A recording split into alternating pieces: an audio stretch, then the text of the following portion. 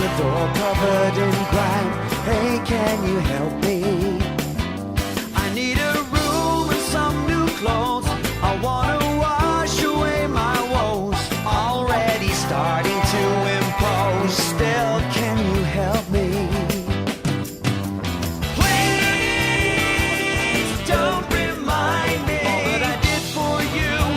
Please don't remind me all that I did for you. I'm begging, please, please, please don't remind me.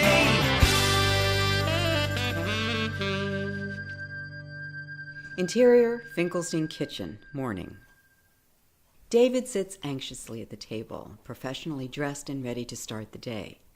He checks his watch repeatedly. He sees the coffee, the omelets, the toast, none of which are in front of him. Tiff? Honey? The omelets are getting cold. I'll be down in a minute. Great. Another minute for botulism to set in.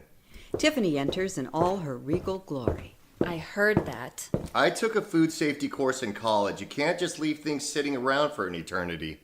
David, my love, you are officially weird. And I mean that in the most affectionate way possible. You won't be calling me weird when you're clinging to life in a hospital bed. Besides, I'm perfectly capable of pouring coffee and transferring an omelet from a skillet to a plate. You don't have to do everything for me, you know. We made an agreement when we got married. I take care of the house, you focus on work. I know, it's just... I feel like the Cleavers.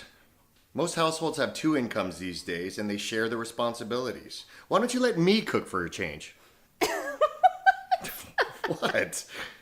You don't think I can cook? Tell you what, you let me handle the finances, and I'll let you handle the cooking. My God, these eggs are fluffy. Mm-hmm.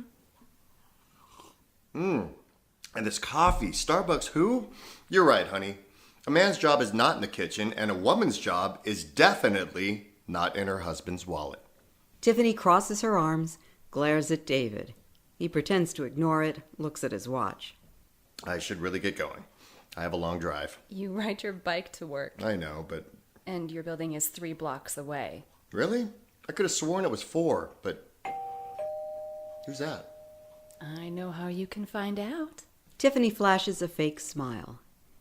David wipes his mouth with a napkin, reluctantly crosses to the entryway. David opens the front door. Chris, scruffy and seemingly homeless, stands outside with luggage at his side. Overgrown oily hair, scraggly beard, dirty clothes. Can I help you? Chris slowly bobs his head, cracks a confident smile. Look at you! All grown up? You're a lot thinner. And I don't mean just on the top of your head. And speaking of the top of your head, where's that, I don't know who you are or what you want. Sure you do. It's me. Stud Muffin! Don't tell me you forgot. David looks around to make sure nobody heard that. David? Who's at the door? No one. Just some transient who's wandered off the beaten path.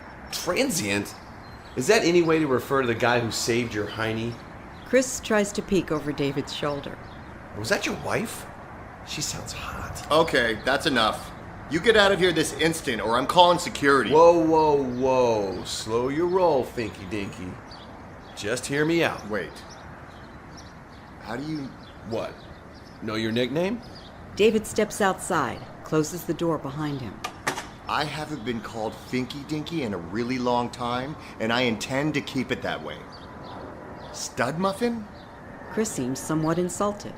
Jeez. You save a guy's life and he ends up with Alzheimer's. Let me refresh your memory, David Finkelstein, son of Mordecai and Tilly Finkelstein. It was 4th grade, as I recall.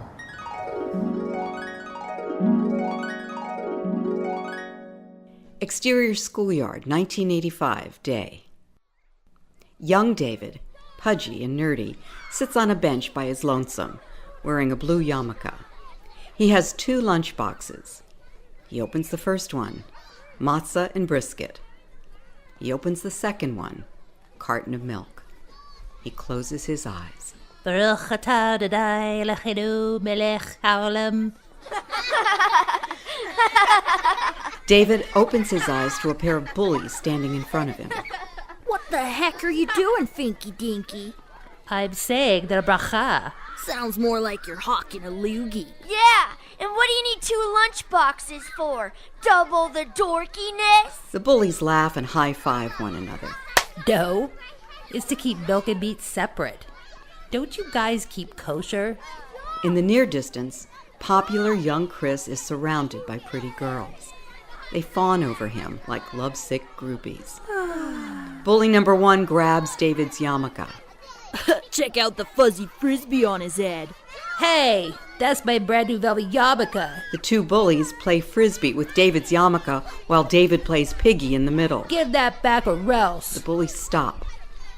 They slowly close in on David. Or else what? Bully number 1 grabs David by the collar. Hey, you ready to try out that rad new wrestling move on him? Hell yeah! Let's break his neck! You do know wrestling's fake, right? Not the way we do it! First, we're gonna pile drive you head first into the 4-square court. And if you're still alive, we're gonna smash your face in with a steel chair. David gulps. Bully number 1 forcefully tucks David's head between his legs, then hoists him into an upside-down position. David kicks his chubby little legs frantically to try and free himself, and then prays. Dear God, please forgive me for eating that bacon cheeseburger.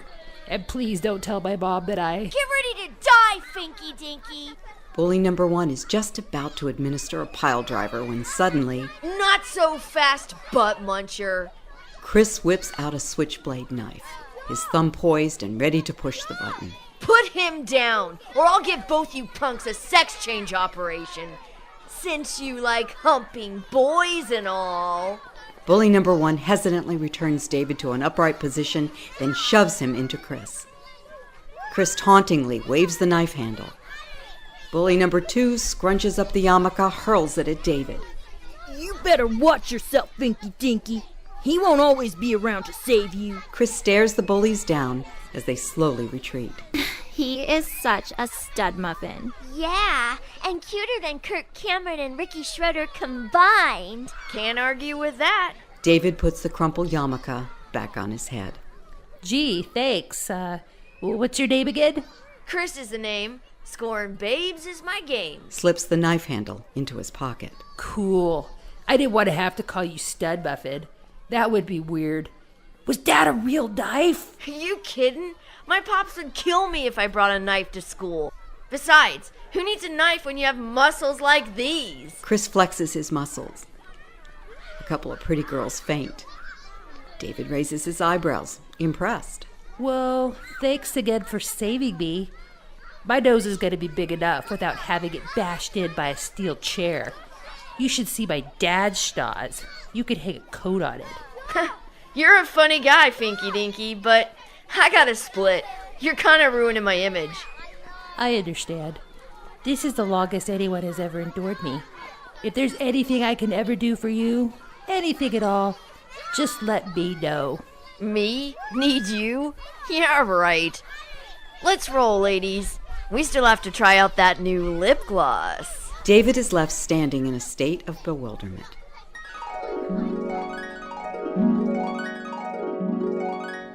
The same bewildered look on David's face, only 30 years later. Chris reaches into his pocket, pulls out the infamous switchblade.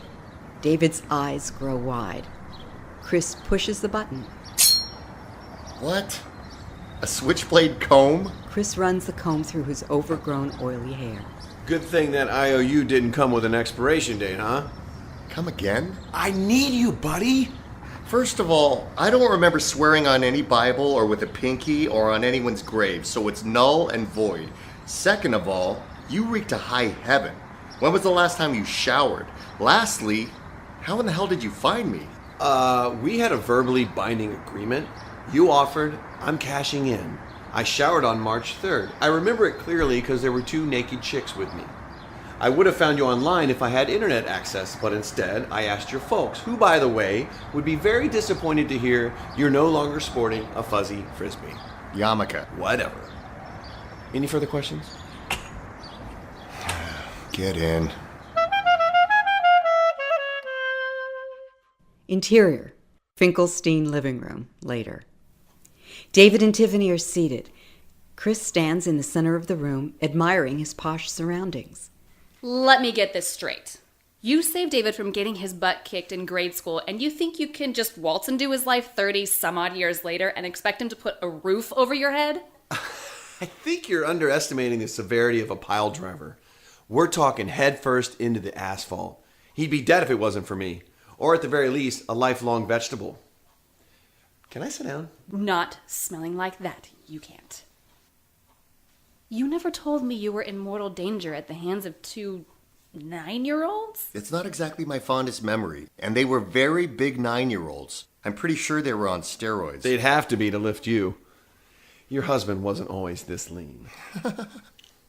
Chris turns his attention to Tiffany, looks her up and down. David notices. What are you doing? What? You were checking out my wife. It's just... You look really familiar. I'm sure you see a lot of people on the freeway off-ramp. Tiffany. No. You're a model? Porn star? Stripper, perhaps?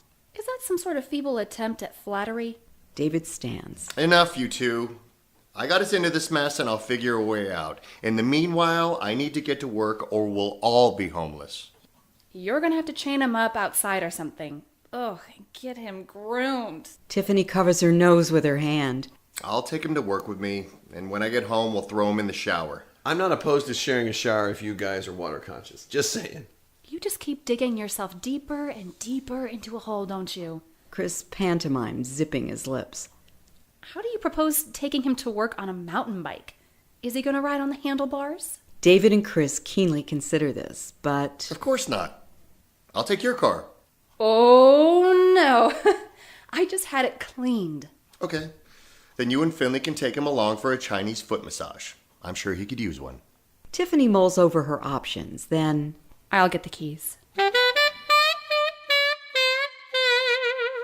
Interior, car. Moments later. David and Chris drive in awkward silence.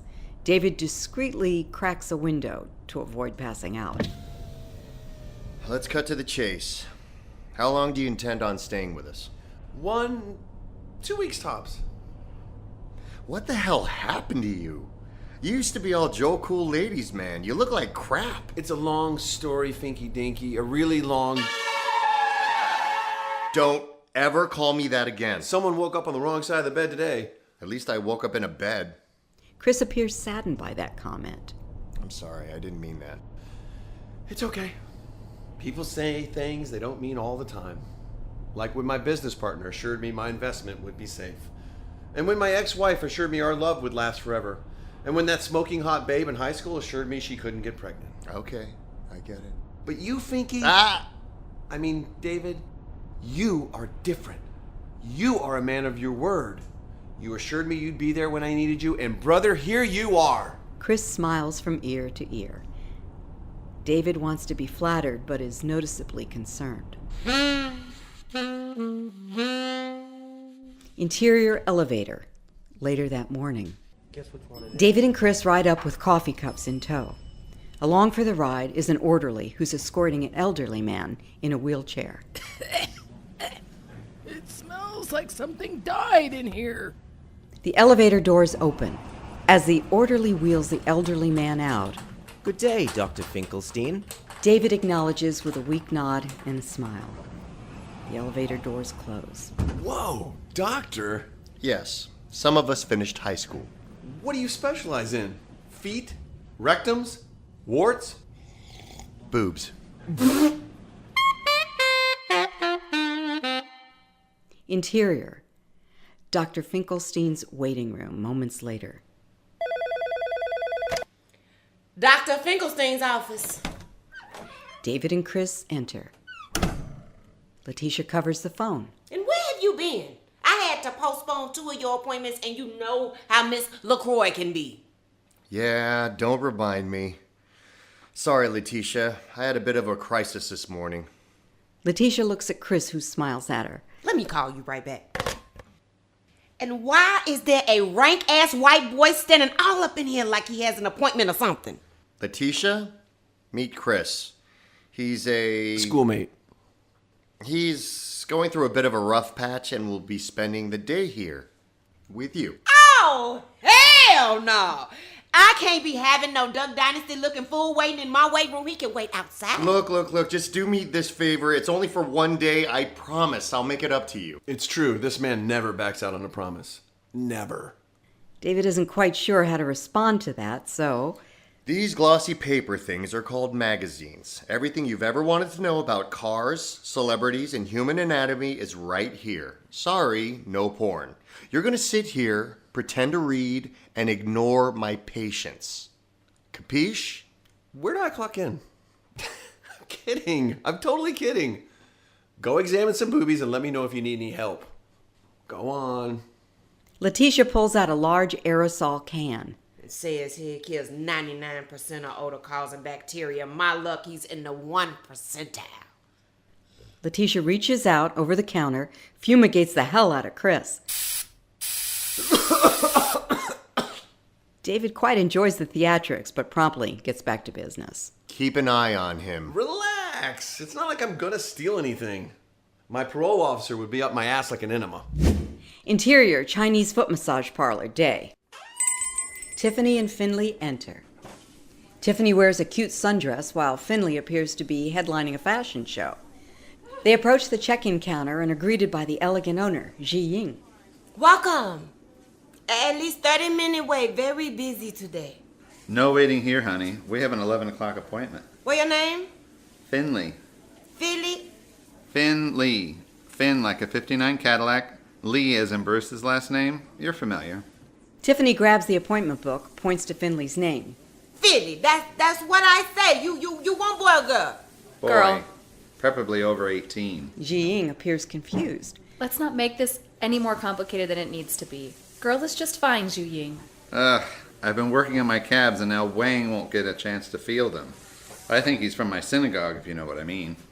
Right this way. He's married with kids. Yeah, 2 drinks away from being gay. Love the name, though. Tiffany and Finley following XIUYING to their massage stations. Moments later. Tiffany and Finley are sitting in lazy boy chairs amongst other customers. Finley rolls up his pants legs. Why did you wear slacks to a Chinese foot massage? First of all, the slacks are Armani. You never know who you might bump into.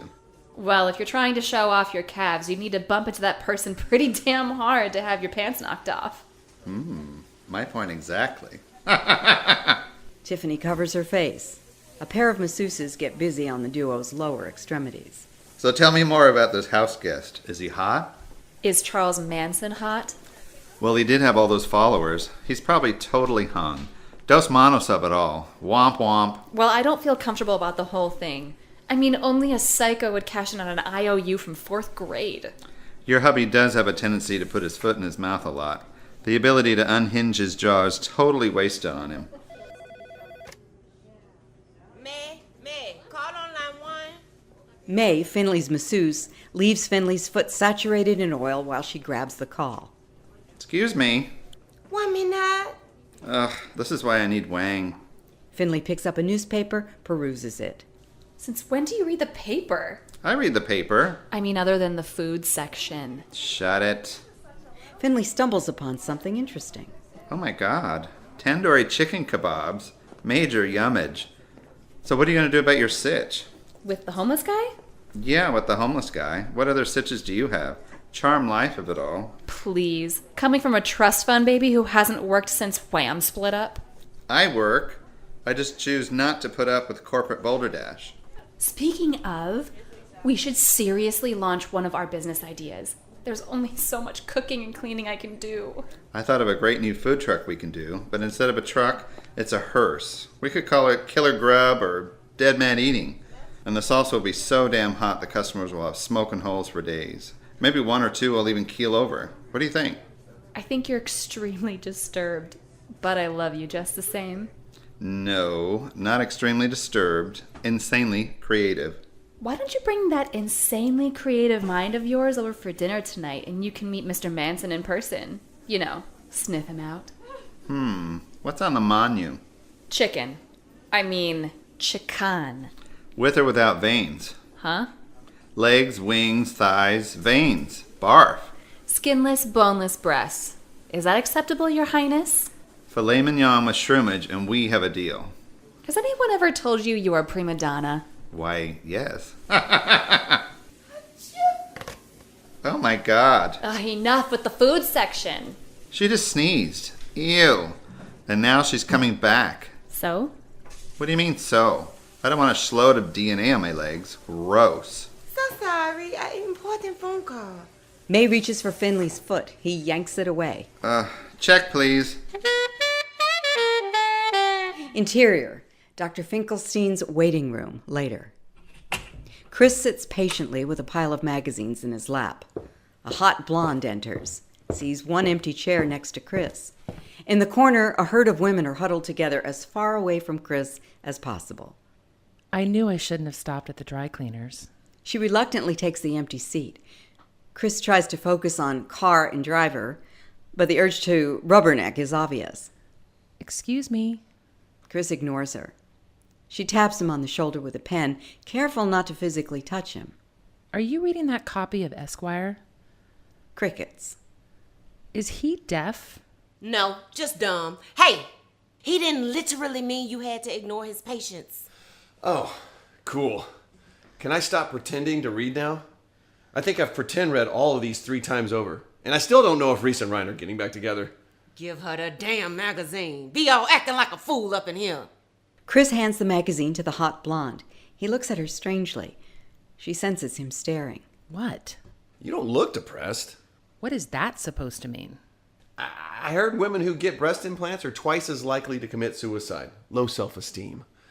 And it's weird because when they do, the boobs live on for an eternity in the coffin. You'd think the embalmer would remove them and give them to the next depressed woman. At least save her a few grand, right? The hot blonde looks at Chris with disgust, stands, throws the magazine back into his lap, and exits in a huff. In the corner, a stunning redhead who is reading a self-help book discreetly shoves it back into her purse. Interior, Dr. Finkelstein's examining room, later. Mrs. LaCroix is seated on an examination table in a hospital gown. David is seated on a stool in front of her with a clipboard. My apologies again, Mrs. LaCroix. Something came up this morning that I wasn't expecting. Happened to my third husband all the time. I was like, put that thing away, it's 4 a.m. And he was like, I can't control it, it has a mind of its own. 4 kids later, look, just nip and tuck me back into shape and waive the examination fee, will you? I wasn't referring to... never mind. So what brings you here today? I'm noticing decreased sensitivity in my left breast. Is that normal? We talked about this last week, didn't we? It's scar tissue. That was my right breast. I'm here today for my left one. You're going to examine it, right? I don't want to have to file a malpractice suit or anything. David smiles in a patronizing manner. I'm more than happy to take a look. You're a man. Of course you are. I'm a doctor. Of bosoms. Please stand and remove your gown. Mrs. LaCroix stands, disrobes. The door flings open. It's Chris. Mrs. LaCroix shrieks. Ah! What the hell are you doing? Oh, sorry. Where's the bathroom? My back teeth are floating. Chris becomes fixated on Mrs. LaCroix, who covers herself up. Is it just me, or is the left one lower than the right? You'll be hearing from my attorney! LATISHA! Interior, car, later. David drives stoically. Chris turns on the radio.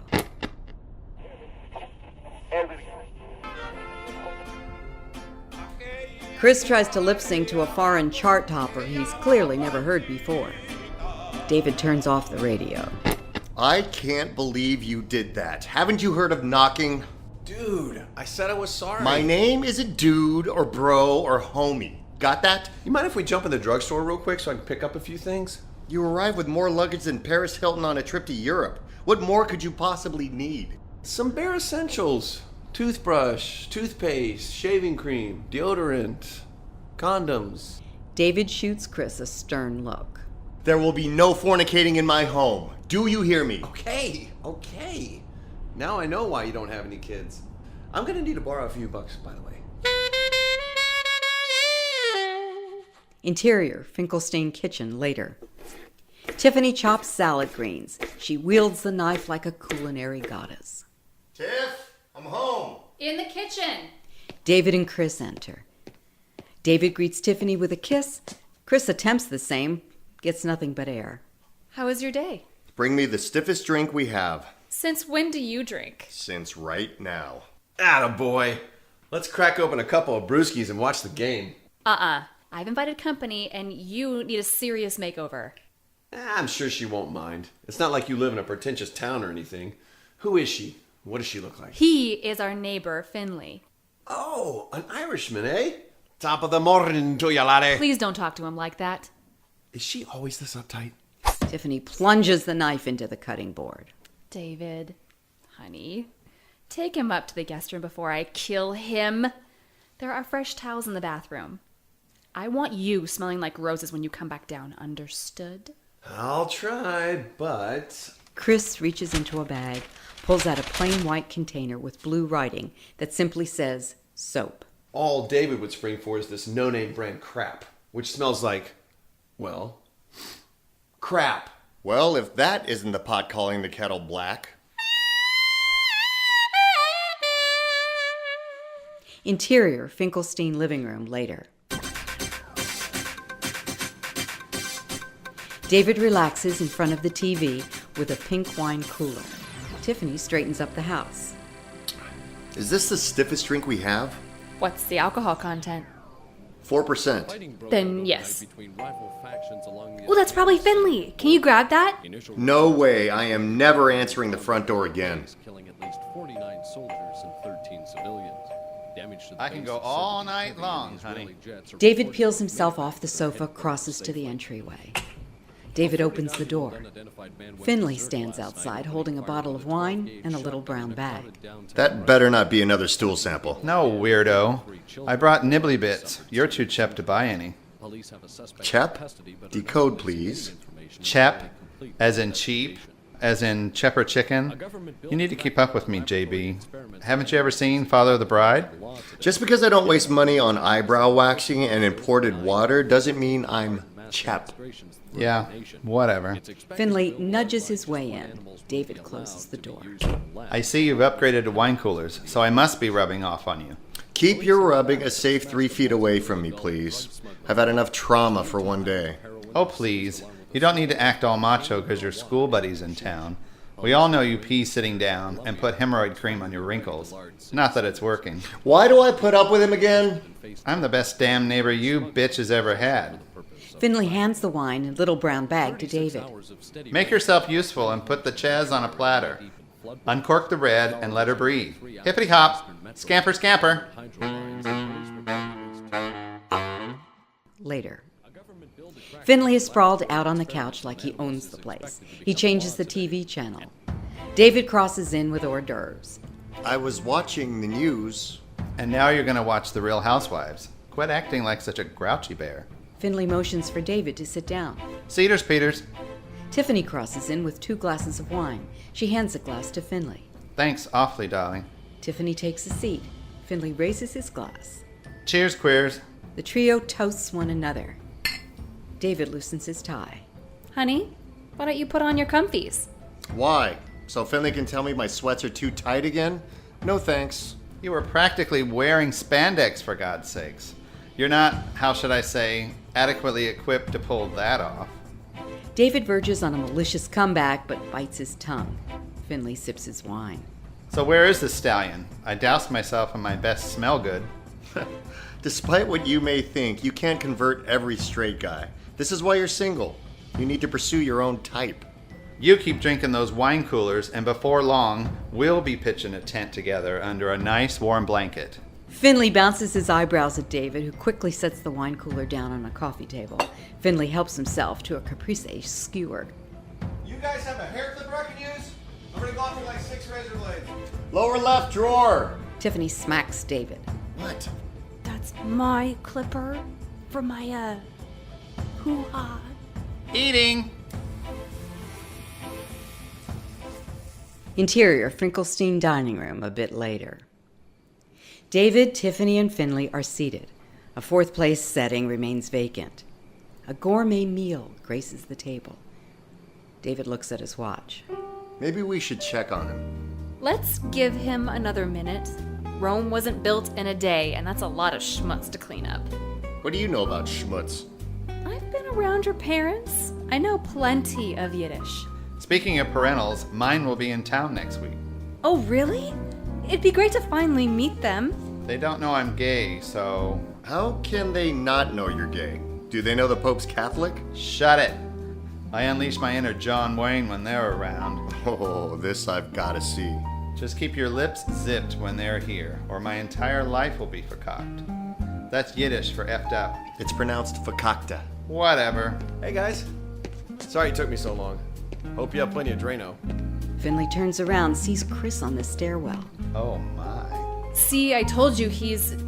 Oh, my. Chris makes his grand re-entrance down the stairs. Complete transformation. Movie star good looks. Tiffany is speechless. Finley is drooling. Woof. You must be Finley. I'm... Chris? Yeah? Chris Kaltner? Last I checked. An eerie silence washes over the table. Tiffany looks like she's seen a ghost. Wait, you know this guy? Chris puts two and two together. Tiffany Parker? I knew I recognized you. You look different without braces. Finley crosses his arms, sits back and grins. Oh, forget the Real Housewives, honey. This is gonna be good.